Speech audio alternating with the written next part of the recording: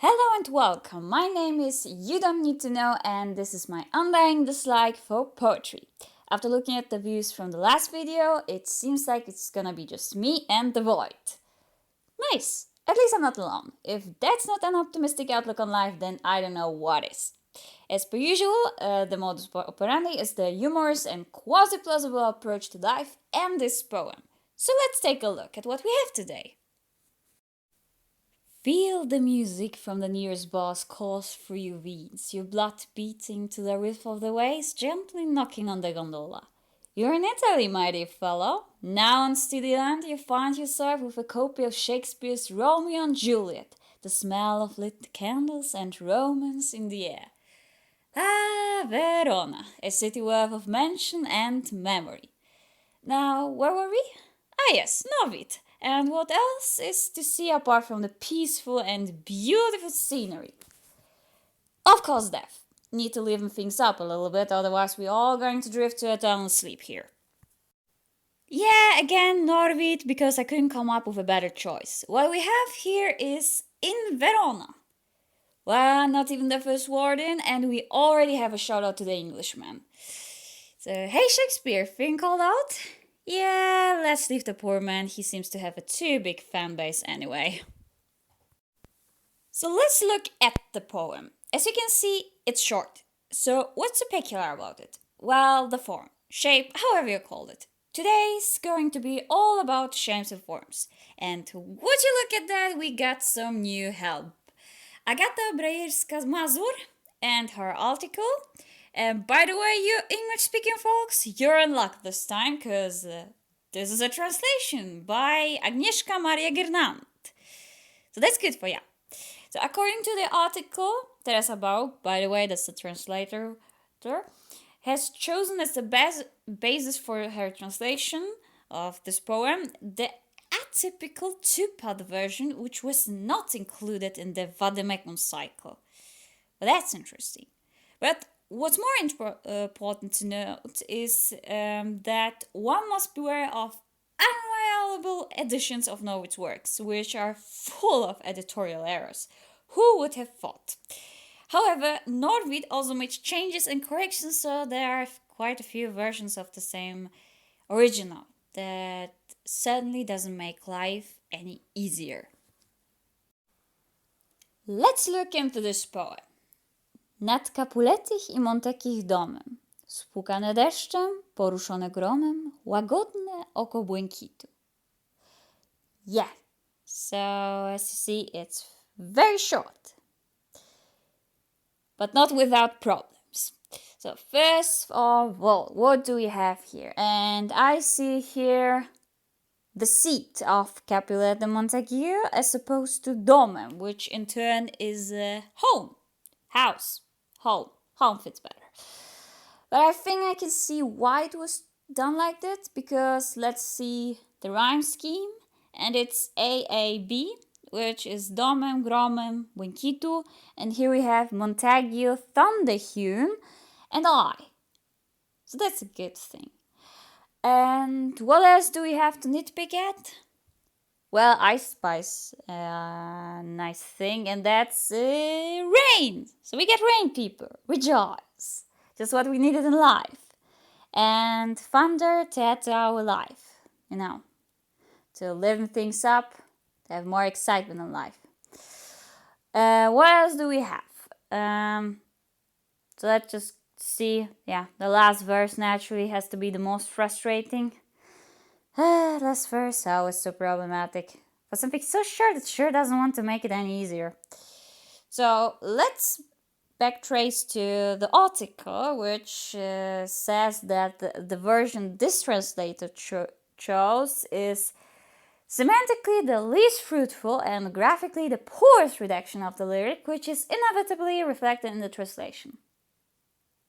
So that's nice to know. But actually, I kind of like it so far. But it's keeping with the rhyme scheme, and there's one interesting thing that's going on that's related to this two-part division here, and that's casts down in grief. It's limpid eye. So okay, let's just ignore that it has in grief, where in the original there is absolutely no grief. Oh, that's nice. I would like to have no grief in life. However, we have also this limpid eye, which means in turn clear and bright. I didn't know. Now I know. And here we have this łagodny, which in turn is something of gentle eye of the blue, of the azure. A benign eye. Yes, sad last verse problems always has. But before we go into this issue, let's see how it connects. So I like it because it kind of connects with the next verse, and the next verse is Patrzy na gruzy nieprzyjaznych grodów. So it's so to say, it suggests the translation that the sky has an eye. Wow, that's pretty watchful of the sky, or something like that. And seeing as how it has an eye, it casts it down on us, the people. I'm just adding it. But yeah, whereas in the original, we do not have this stuff here. We have only the eye. Yeah, we've got the eye. So it generally shifts the meaning here and makes it kind of more understandable why it was slightly bashed by the article, but never mind that. But at the same time, seeing is how it worked with this two-part division, and it just made a nice connection between like these two sentences. I like it. But let's just see whether I will unlike it. So let's see more into this freaking eye. So my cat has decided to give us some unsolicited advice, and seeing as her opinions matter more than mine, I'm just gonna explain what she just said. So basically, just look at how it nicely collects the sentence. And fair enough that the divide and the cue and foreshadowing time between the romantic feeling and the rationalism of the time is not upheld, it still looks nice. My cat is biased, by the way. But hey, let's go back to this eye problem. And look, I'm not the only one with this issue. So, from another article, the same author, The Strange Poet. By the way, in this case, the author complements the translation by someone called Patrick Colness. And she also goes deeper into this issue and this problematic verse. So, she says that the only thing that was not rendered by the translator, in this case it's Patrick Colness, is łagodne oko błękitu, so basically the gentle eye of the blue, a phrase probably untranslatable into English, so great. And the Polish błękit is here the issue here, which means azure blue, sky blue. Blue can mean the azure blue color heaven and the sky at the same time. Used together with a benign eye, this łagodny, I assume, it can indicate the eye of God or just a planet with the moon or the sun. Yeah. We also saw interpretations which just called out as just the moon, or even ones who say it's the eye of the god. Either way, that's the whole point of poetry. No one is sure. What she goes further is, about the next verse and how it ties to what I said about connecting the sentences, because she just says how the translator has to choose who or what gwiazdę zrzuca ze szczytu. So basically casts a star down from on high. In this translation, we have the sky, which casts down in grief its limpid eye. So we have the sky with the eye, and then we're jumping the two verses to the next one. A star that tumbles from the sky. So we have the sky that's the great operator here, instead of the eye that's an eye, and it's more important, just like the opinions of my cat. If that makes any sense here. So yeah, and what else is important here is whether this act, so basically the star that the eye that casts the star down from on high, takes place at night or in daytime, which also ties into the interpretation whether we call the eye as the, let's just say, moon or something like that. I know for sure is that we have rain, and this is the most important aspect here for me. Yeah. Alright, but what do these two verses actually have to say? Let's look at this. We have: patrzę na gruzy nieprzyjaznych grodów, na rozwalone bramy do ogrodów i gwiazdę zrzuca ze szczytu. So after the whole thing about connecting stuff, connecting the dots, interpunction, stuff like that. Apparently, when you look at the translation and later at the next part of the translation, you'll see how crazy it is about the whole interpunction stuff. Dots, dashes, semicolons, and hyphens.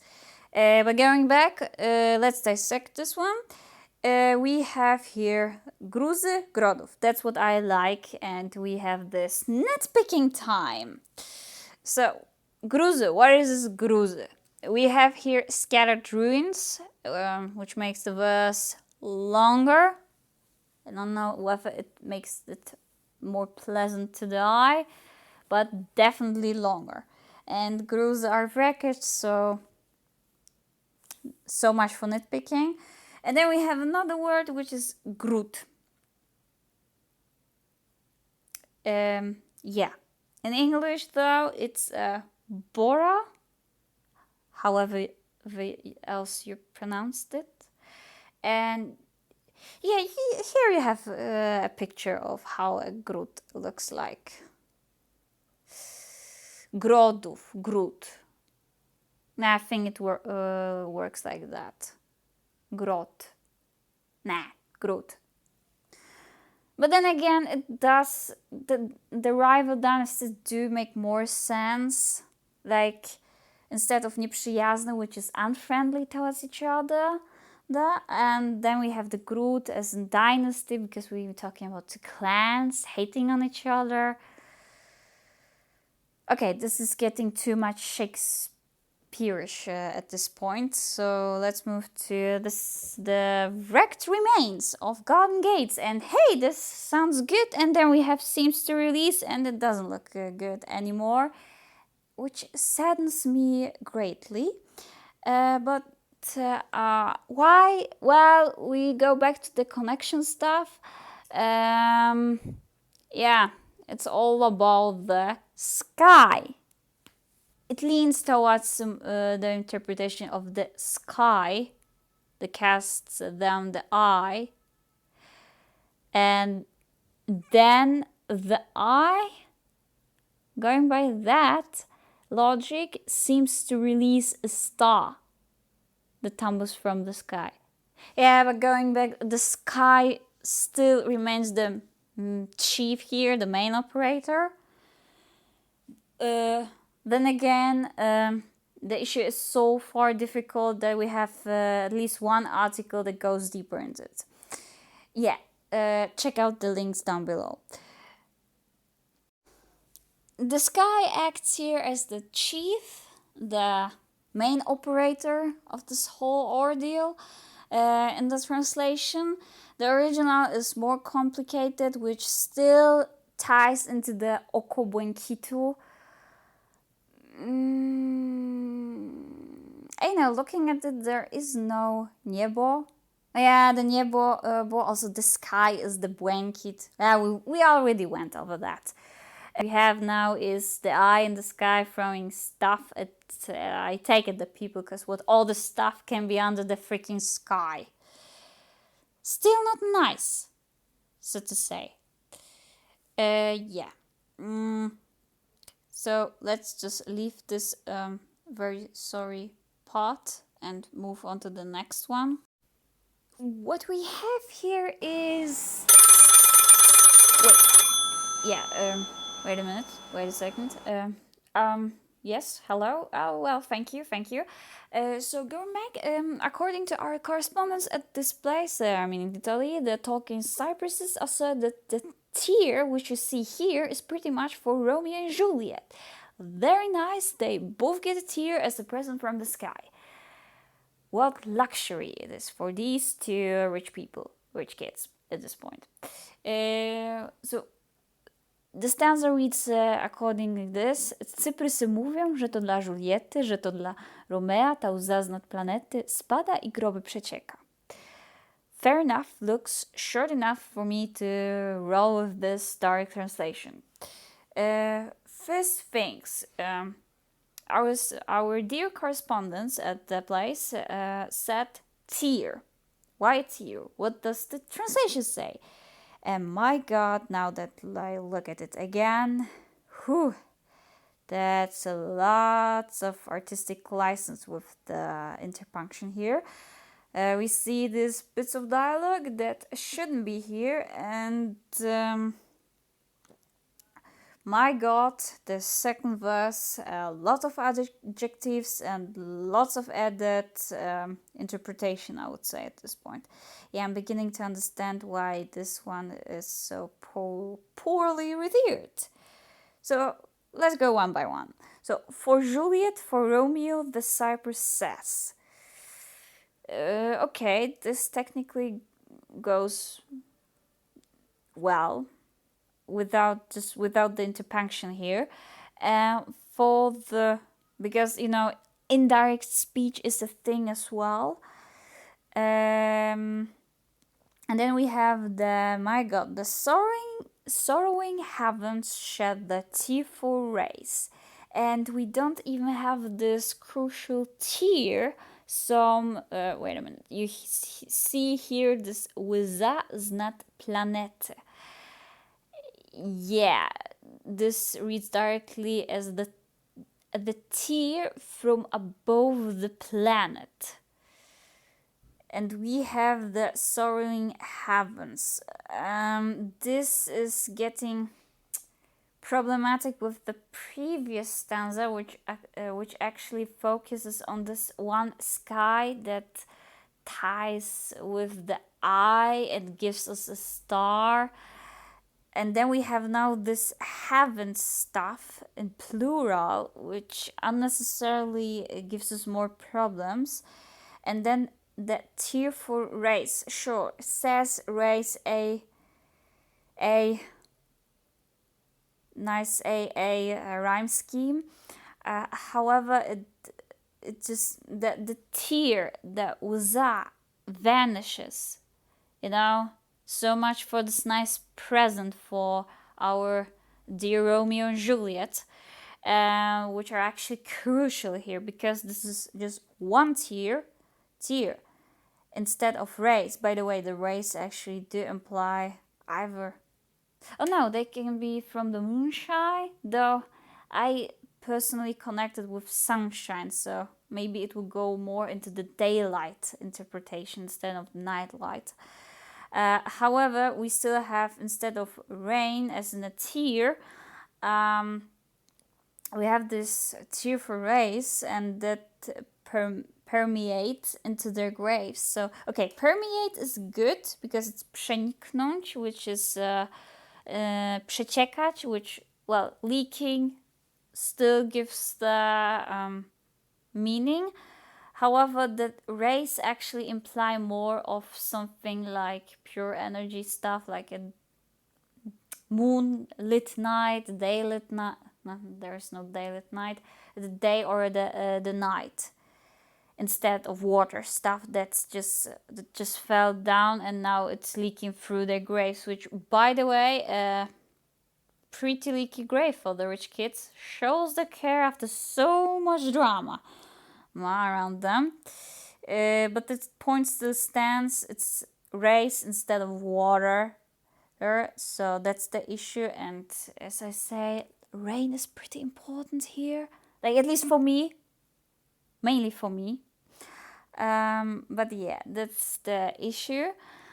And here we come to the next one, which is people. Now we get to the people now, after the whole mess with the tear. And now we read... oh wait, going back for a little bit, the sorrowing heavens. Yeah, adjectives a lot. It's pretty saddening. It saddens my heart, and that adds too much, which, by the way, is pretty more colorful compared with the original. But yeah, people here come into focus, and then we have... A ludzie mówią i mówią uczenie, że to nie łzy są, ale że kamienie i że nikt na nie nie czeka. So that's a nice way to sum up the whole situation. The English one reads this, but men maintain... Okay, as in people, wise men, yeah, as in uczenie, which is more of an adjective, like they say it smartly. Okay, wise is a better one option here. Of great renown. What? Why? Someone goes into the nice divide of romanticism and rationalism by adding the of great renown, like fame, reputation, of great fame, like wise men of great fame. It would give me the excuse to interpret that as the scientific, rationalistic people of the previous age, like before Romanticism. Whereas the actual original says the people say and said smartly. There is no fame in saying things smartly, unfortunately. And then we have the tiers. Oh, we come back to the tier. So instead of the one tier, which tauza, we have plural tiers, which is good because there are tiers, but they are not tiers, of course. Of course they're not, but stone.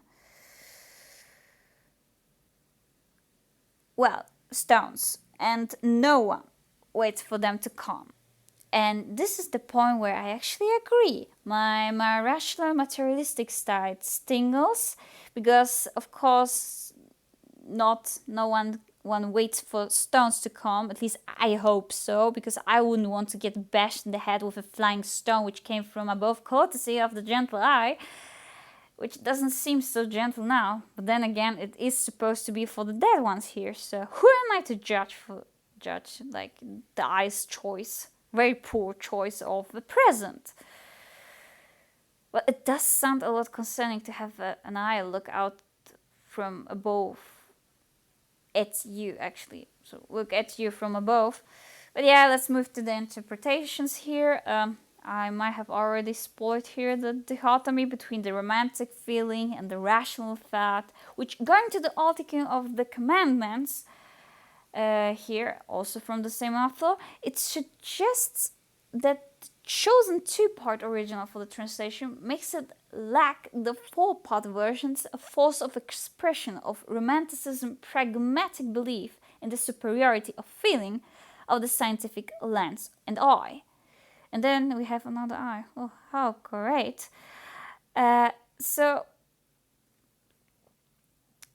Adding to it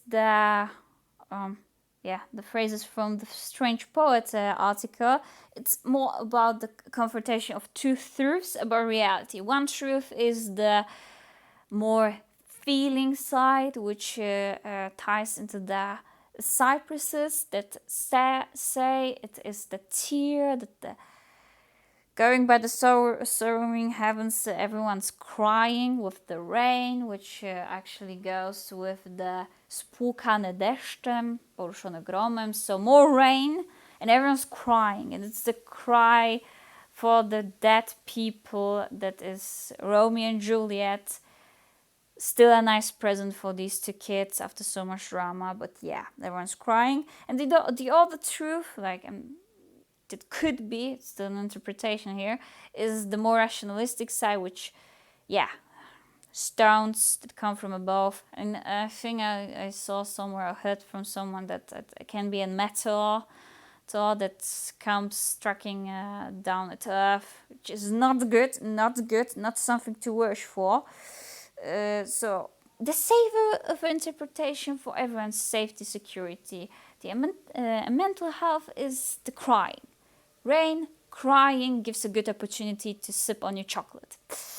Yeah, so it explains why no one wants for the stones to come. Though at the same time, I'm one here waiting for rain to come, which are the tears here. But yeah, that's beside the point. So, summing up and going with what the Strange Poet article says, the double-layered structure of the poem is manifested by, among other things, confrontation of two different realities. So we have the spiritual and material one, and this is where my interpretation attempt of this poem stops, and we slowly steer towards the shapes and forms which I promised. So it seems that I've overdid it with the time yet again, so I'll try to keep this short. So let's take a look at the forms, like I promised you. And here we have an overview of the two-part division and the four-part division, whereas the four-part is the better sibling of these two. So what we have here is... okay, with the two-part division you see two stanzas. Each one has a seslet, so 6 verses, compared to the 4 stanzas with like triplets, so 4 triplets compared to 2 seslets. And each of these consists of 11 and 8 syllable verses, and the rhyming scheme is basically the same, so it's AAB, CCD, CCD. Very nice. So basically I showed you with the original one, so let's just skip towards the more interesting part and my more hatred part, actually. The accents. So, because we need some more spice in life. So, what is a Polish accent? For those who do not know, well, the answer is I get not much of an idea, but I get an idea. So I can tell you at least this much. So compared to the mess that is the unpredictable English, the words have fixed accents which fall on the second last syllable, from what I remember. So basically, let's just take the word Capuletich. The accent falls on the second class, so Capuletich. The accent is on the le. Nice. So let's just take a look, and to make it short, I'm going to just look at the first stanza. I'm referring to the two-part. So basically, yeah, the first 6 verses, and see how the translation holds up to the poor sibling of the original. So not to waste much more of your precious time, I put it together into a nice picture where you can nicely see the syllables and the highlighted accents in the Polish version as compared to the English one, which I tried to highlight the accents. It was a pain. I still don't know if it is right. I think not. But yeah, you get to see and try to figure out whether it does seem like a yamp. I remember from my notes that I think it was suggested that this thing had a iamp. And in case you don't know what that is, here you got a picture. So it's basically an unstressed syllable followed by a stressed one in a verse and a foot. And that's the magic here. I think it it's not, because in the Polish one, well, for the most part, the iamb appears. However, if we looked at the endings, then an iamb is practically impossible because of the accent that falls on the second last. And for an iamb to even work, you would have to actually have a word which ending ends on an accented syllable. I think that's the case in the Montague and maybe Hume. Hard to tell, truth be told. But overall, yeah. So let's just take in this beauty of a picture with this accents highlighted and the rhymes here. Just the beauty of the whole.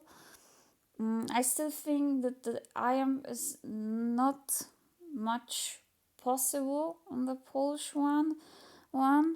But then again, I just started off just a random suggestion that I remembered from my class notes. So yeah, let's just sum it up as magic here.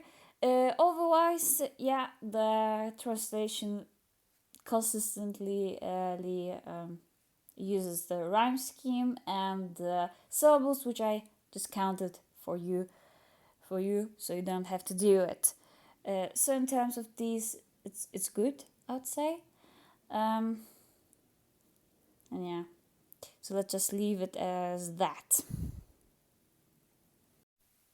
So we came to the ending. Nice, particularly very nice.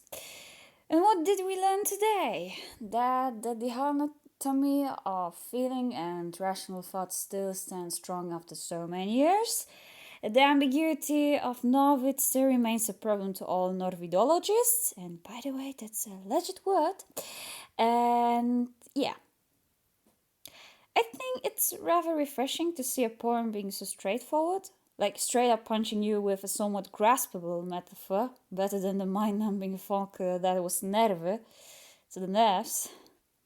Then again, the title implies a certain point of my nerves being fried, so maybe that's the thing here. And again, comment section is still empty. Fill it out with your problems, and I highly doubt anyone managed to listen to me at this point. Hey, at least you know, or at least saw a iamb, an attempt of an iamb, applied on a Polish poem. So I see it as an achievement here. So that's it. You can go. At least the void still listened to me. And there was also my cat. So whoever wants to hear my cat, he can come back. Maybe there will be another part. I think so. I have no idea.